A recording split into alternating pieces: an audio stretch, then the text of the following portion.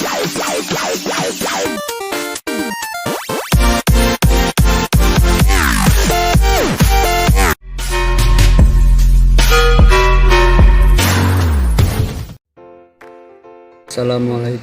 warahmatullahi wabarakatuh. Selamat pagi anak-anakku, selamat beraktivitas ya. Semoga kalian ada di dalam lindungan Allah Subhanahu wa taala, sehat selalu ya. Amin ya Allah ya rabbal alamin. Pada kesempatan ini Bapak akan membahas tentang pelajaran IPS, yaitu interaksi sosial dan lembaga sosial. Itu masuknya pada bab 2 gitu ya. Bab 2, interaksi sosial dan lembaga sosial gitu. Nah, sebelum kalian memahami tentang interaksi sosial, apa itu interaksi sosial, Bapak akan menjelaskan di sini ya. Dalam memenuhi semua kebutuhan manusia tersebut membutuhkan bantuan orang lain. Seperti kamu membutuhkan bantuan orang lain, pasti itu akan terjadi gitu ya.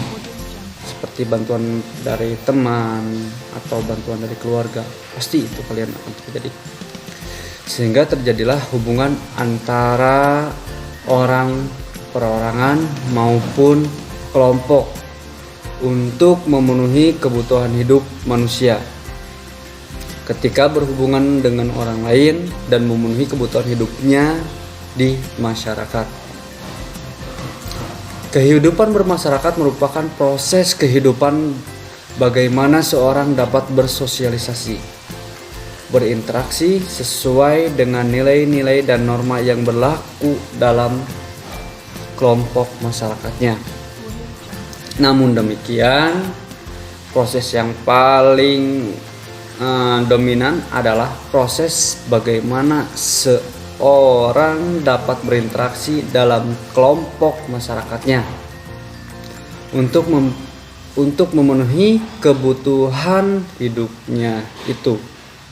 Nah, ketika kita tahu bahwa seorang tidak dapat hidup sendiri di muka bumi ini, bagaimanapun gitu ya, bagaimanapun juga kehidupan kita itu selalu harus bergantung kepada orang lain di sekitar kita gitu, atau di lingkungan kita.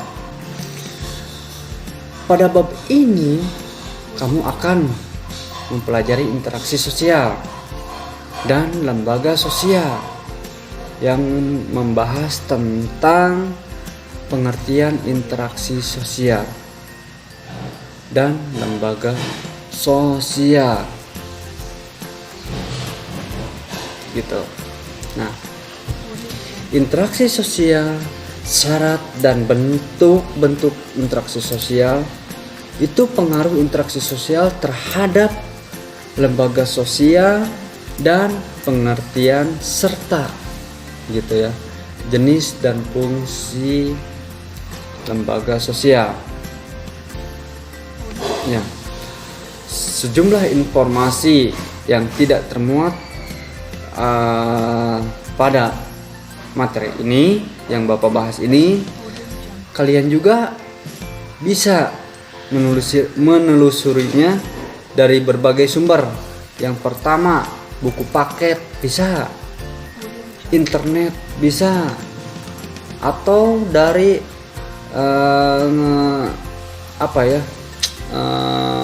buku-buku yang lainnya lah, gitu. Mencari referensi yang lainnya gitu ya, gitu. Nah, yang pertama itu adalah gini, interaksi sosial. Yang pertama, pengertian dan syarat interaksi sosial.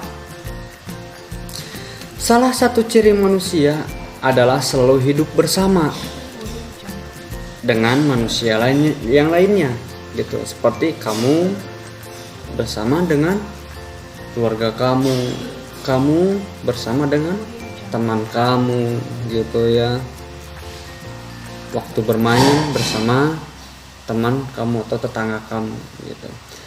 Kehidupan manusia sejak lahir di dunia sampai akhir hayat di kandung badan ini terlibat di dalam interaksi sosial. Pada saat masih kamu bayi terlihat interaksi terutama dengan ibu atau pengasuh kamu gitu ya. Setelah besar terlibat interaksi dengan tetangga, teman kamu di sekolah atau dengan yang lainnya gitu ya, teman-teman yang lainnya. Nah, sangat sulit menemukan manusia yang menyendiri tanpa melakukan interaksi dengan manusia lainnya. Betul, kita sangat sulit gitu ya. Kalau kita tidak bersosialisasi dengan orang lain, atau tidak bermasyarakat dengan orang lain, atau tidak berteman, kita akan dikucilkan gitu. Kita akan menyendiri, kita sulit gitu ya. Pasti kita akan membutuhkan orang tersebut. Pasti kita akan membutuhkan teman tersebut gitu ya. Pada dasarnya manusia ingin berkumpul dengan manusia lain. Selalu ingin bertemu, berbicara, ngerumpi ya, seperti kalian dengan teman kalian, ingin melakukan kegiatan-kegiatan lain dengan manusia yang lainnya gitu ya, melalui pergaulan atau melalui HP gitu ya. Contohnya ini ya, bisa kalian itu berbicara atau bersosialisasi atau berinteraksi sosial gitu ya. Nah, manusia disebut dengan makhluk sosial gitu. Kenapa? Karena ia memiliki gregariousness, yaitu suatu naluri untuk selalu hidup dengan orang lain gitu. Misalnya saja ya, misalnya gini, selalu hidup dengan orang lain. Contoh, nasi yang kita makan sehari-hari gitu, itu terbuat di mana gitu, merupakan hasil di mana gitu. Itu terbuat dari padi, dihasilkan oleh petani dengan cara menanam di sawah. Udah ditanam di sawah ya, kita olah menjadi gabah. Udah gabah ya diolah menjadi beras. Udah menjadi beras ya kita pasti akan dimakan gitu. Nah, itu hasil dari kerja keras para petani, dan kita sebagai penikmatnya, yaitu berasnya yang dimakan gitu ya. Nah, terus yang kedua, rumah yang menjadi tempat tinggal kita merupakan hasil dari kerjasama para pekerja bangunan. Dari pertama tanah gitu, terus fondasi, terus berdiri bangunan, sampai kita menduduki rumah kita sehari-hari gitu ya. Terus selanjutnya ya, manusia harus berinteraksi dengan sesama anggota masyarakat. Betul gitu, harus berinteraksi dengan anggota masyarakat ya. Bertemu seseorang dengan orang lain, berkelompok dengan orang lain, dengan yang lainnya. Kemudian mereka saling berbicara, bekerja sama, dan seterusnya untuk mencapai tujuan bersama. Nah, kegiatan itu dapat dikatakan sebagai proses interaksi sosial gitu. Nah, di sini apa itu interaksi sosial ya? Bahwa interaksi sosial adalah hubungan-hubungan antara orang perorangan, antara kelompok manusia maupun antara orang perorangan kelompok manusia gitu ya. Dalam interaksi sosial ini, hubungan yang terjadi harus dilakukan secara timbal balik oleh kedua pihak. Contoh, misalkan kalian bercerita kepada bapak gitu. Nah, bercerita tentang pelajaran IPS, otomatis bapak itu pasti bakal menjawab apa yang kalian lontarkan, apa yang kalian bicarakan. Itu yang dimaksud dengan timbal balik gitu. Artinya kedua belah pihak harus saling merespon gitu, antara bapak dengan kamu. Jika yang satu bertanya, maka dia menjawab. Jika diminta bantuan, maka dia membantu. Jika diajak bermain, maka dia ikut bermain pula. Itu yang dimaksud dengan interaksi sosial ya. Dengan demikian, interaksi sosial adalah hubungan yang terjadi antara manusia dengan manusia lainnya gitu, baik secara individu maupun dengan kelompok gitu. Proses interaksi sosial akan terjadi apabila di antara pihak yang berinteraksinya melakukan kontak sosial atau komunikasi, saling bicara.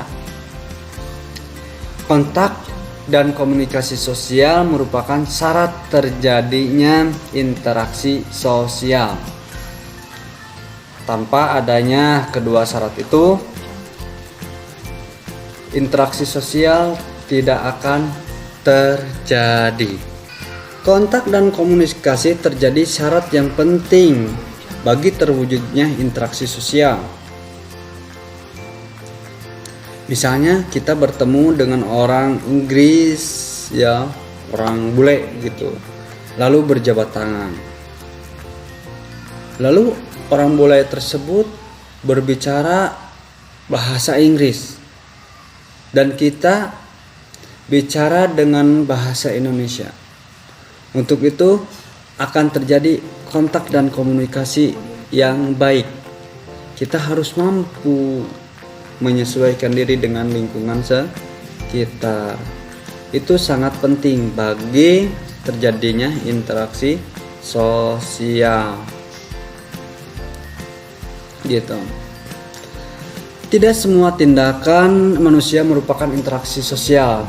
Tindakan yang bagaimana yang dapat dikatakan sebagai interaksi sosial? Suatu tindakan manusia dikatakan sebagai interaksi sosial apabila memiliki ciri-ciri sebagai berikut.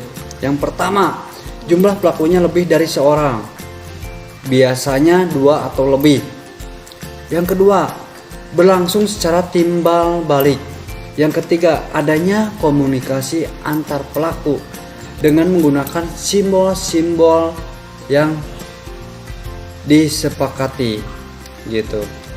Yang keempat, adanya suatu tujuan tertentu gitu. Nah, itu dari pembahasan bab 2. Kalau kalian misalkan tidak jelas atau belum jelas, kalian buka buku referensi yang lainnya atau buka dengan menggunakan internet gitu, mencari referensi dengan menggunakan internet gitu ya, banyak di sana gitu. Sekian dari Bapak, billahi taufiq wal hidayah. Assalamualaikum warahmatullahi wabarakatuh.